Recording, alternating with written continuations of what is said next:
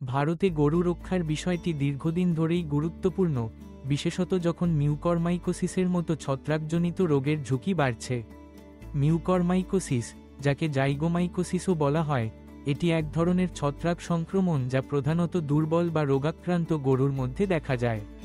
এই রোগের বিরুদ্ধে প্রতিরোধ গড়ে তুলতে হলে প্রথমেই গরুর স্বাস্থ্য ও পরিচর্যায় বিশেষ মনোযোগ দিতে হয়।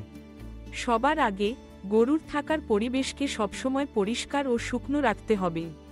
ছত্রাক সাধারণত স্যাঁতস্যাঁতে, অপরিষ্কার স্থানে সহজেই জন্মায়।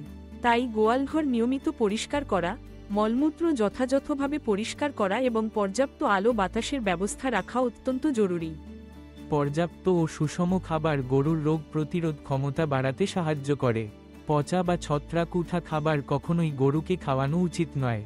খাবার ও পানির পাত্র নিয়মিত পরিষ্কার রাখতে হবে এবং ফ্রেশ ও বিশুদ্ধ পানি সরবরাহ নিশ্চিত করতে হবে।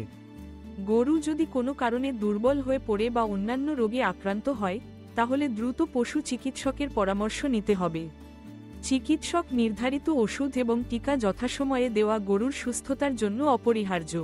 মিউকরমাইকোসিসের প্রাথমিক লক্ষণ যেমন নাক দিয়ে রক্ত বা পুজ পড়া, চোখ ফুলে যাওয়া, শ্বাসকষ্ট, মুখ বা চোয়ালে ফোলা ইত্যাদি দেখা দিলে দ্রুত ব্যবস্থা নিতে হবে। এছাড়া গোয়ালঘরে কোষ্ঠকাঠিন্য, চোট বা ক্ষতজনিত সমস্যা হলে তাৎক্ষণিক চিকিৎসা করাতে হবে, কারণ ছত্রাক সহজেই ক্ষতস্থানে সংক্রমণ ঘটাতে পারে। গরুর আশেপাশে জমে থাকা পচা ঘাস, স্যাঁতস্যাঁতে খড় ও পচা জৈব পদার্থ দ্রুত অপসারণ করতে হবে। সর্বোপরি সচেতনতা ও নিয়মিত স্বাস্থ্য পরীক্ষা গরুকে মিউকরমাইকোসিসের মতো মারাত্মক রোগ থেকে রক্ষা করতে পারে। যত্ন, পরিচর্যা ও সময়োচিত চিকিৎসাই গরুর সুস্থতা নিশ্চিত করার প্রধান উপায়।